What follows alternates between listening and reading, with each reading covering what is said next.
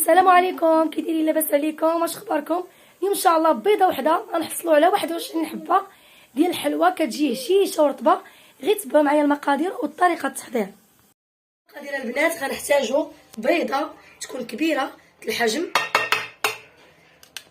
على هذا الشكل هذا، وغناخذوا نص كاس ديال السنيده.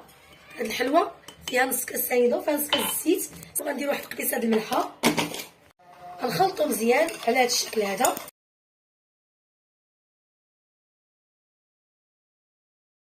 بعد ما ضربنا البيض ديالنا صافي غناخذوا واحد الفانيا. بغيتو الحامض ديروه، ولا عندكم الفانيا ديروها ماشي مشكل.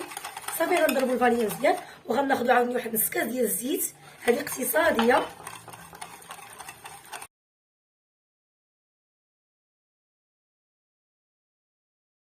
غنحيدوا الضراب، وغنديروا الدقيق بشويه بشويه، وغنديروا واحد الخماره. صافي غنجمعوا الدقيق بشويه بشويه. ما بغيناش هاد الحلوه تجينا قاصحه، الا جاتكم قاصحه راه ما كتجيش زوينه. صافي حنا دابا قربت تجمع لينا، غنديرو غير بالمعلقه باش تجيكم ساهله. حنا بغيناها تكون رطبه.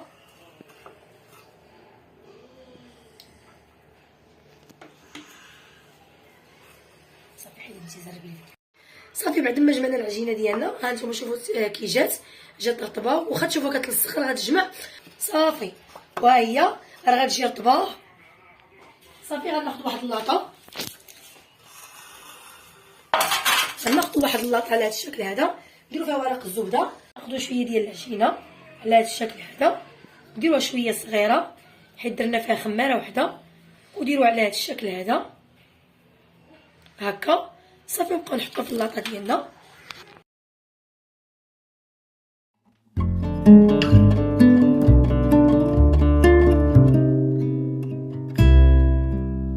بعد ما شعلنا الفران قبل، دابا بعد ما كولناها وقاديناها غنديروها العافيه تكون لتحت وهي الفوق. صافي تطيب لنا 180 درجه. لينا درنا على هذا الشكل هذا تكون دابه، ما تكونش محروقه، خصها تكون دابه. ذوبنا الشكلاط على هذا الشكل هذا، ونديرو شويه وغنديرو شويه ديال الكوكا للتزيين. صافي غنقصوها هكا بشويه ونخليوها شويه تقطر، وغنديروها في الكوك. صافي وغنهزوها على هذا الشكل هذا. جات راقيه.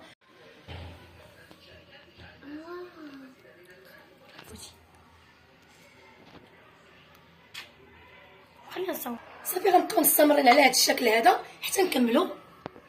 كان هذا هو الشكل النهائي ديال الحلوه ديال اليوم. كنتمنى تنال الاعجاب ديالكم. غير بيضه وحده حصلنا على حلوه رائعه، وشكرا لكم التعاليق ديالكم زوينه، ولا فيديو اخر ان شاء الله.